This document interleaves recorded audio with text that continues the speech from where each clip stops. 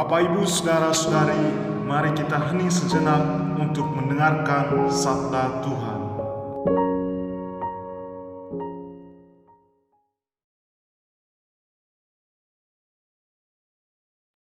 Tuhan bersamamu dan bersama rohmu. Inilah Injil Yesus Kristus menurut Lukas. Dimuliakanlah Tuhan. Sekali peristiwa, Yesus memanggil ke-12 muridnya, lalu memberikan tenaga dan kuasa kepada mereka untuk menguasai setan-setan dan untuk menyembuhkan penyakit-penyakit. Ia mengutus mereka untuk mewartakan kerajaan Allah dan menyembuhkan orang-orang. Yesus berkata kepada mereka, "Jangan membawa apa-apa dalam perjalanan. Jangan membawa tongkat atau bekal, roti atau uang, atau 2 helai baju. Apabila kalian diterima di satu rumah, tinggallah di situ sampai kalian berangkat dari situ. Dan kalau ada orang yang tidak mau menerima kalian, keluarlah dari kota mereka, dan kebaskanlah debunya dari kakimu sebagai peringatan terhadap mereka. Lalu pergilah mereka dan menjelajah segala desa, sambil memberitakan Injil serta menyembuhkan orang sakit di segala tempat." Demikianlah Injil Tuhan. Terpujilah Kristus.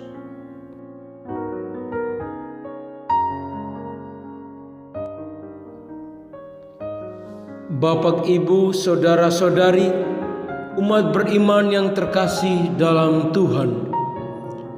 Laksana seorang prajurit yang masuk ke medan perang, seorang pelayan Injil Kerajaan Allah memerlukan persiapan, bukan hanya pengetahuan tentang medan dan strategi pelayanan, tetapi juga persiapan secara fisik, mental, dan spiritual.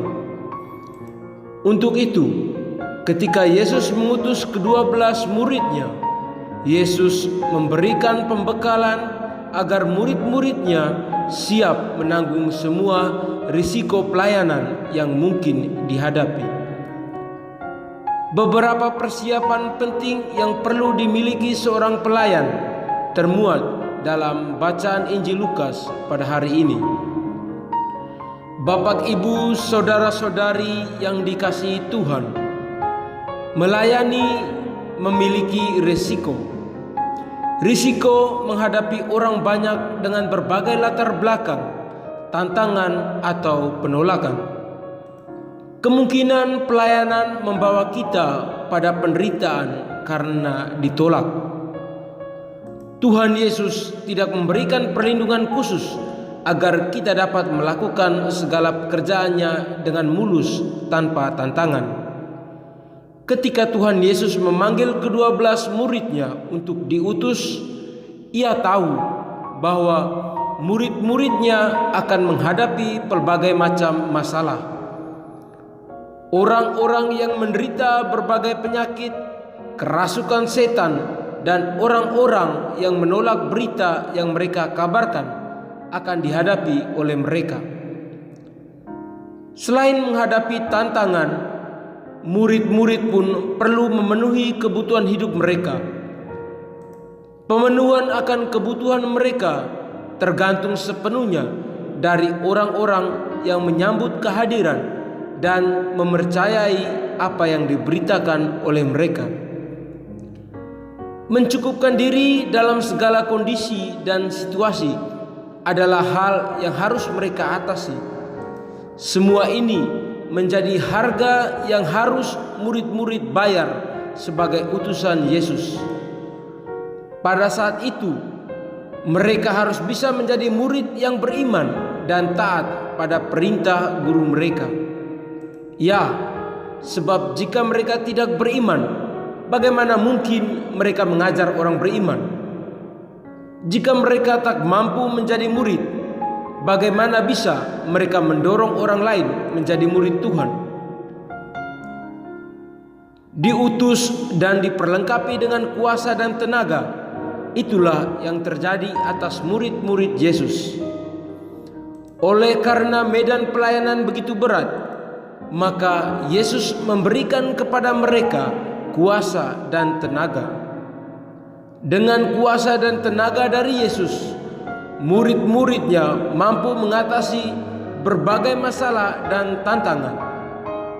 Karena itu, tatkala berita kerajaan Allah disebarluaskan ke seluruh wilayah, orang-orang sakit disembuhkan dan orang-orang yang dirasuki setan dilepaskan. Kuasa dan tenaga yang dikaruniakan kepada murid-muridnya membuat berita kerajaan Allah dan perwujudan kuasa kerajaan Allah dialami oleh banyak orang. Bapak, Ibu, saudara-saudari, umat beriman yang dikasihi Tuhan, kekerasan hati manusia, tantangan, rintangan, masalah, penyakit, dan kuasa setan hanya bisa diatasi dengan kuasa dan tenaga dari Kristus Yesus. Untuk itu, sebagai utusan Tuhan, kita perlu diperlengkapi dengan kuasa dan tenaga dari Dia. Kuasa dan tenaga dari Dia hanya bisa diperoleh dengan beriman kepadanya dan melakukan apa yang diperintahkan olehnya. Tanpa mengandalkan kuasa dan tenaga dari Yesus, pelayanan kita dalam memberitakan Injil Kerajaan Allah hanya akan menghasilkan pengikutnya kita, bukan pengikutnya Dia. Sudahkah kita, saya dan Anda, mengandalkan kuasa Tuhan dalam hidup kita setiap hari? Kiranya Tuhan senantiasa memberkati.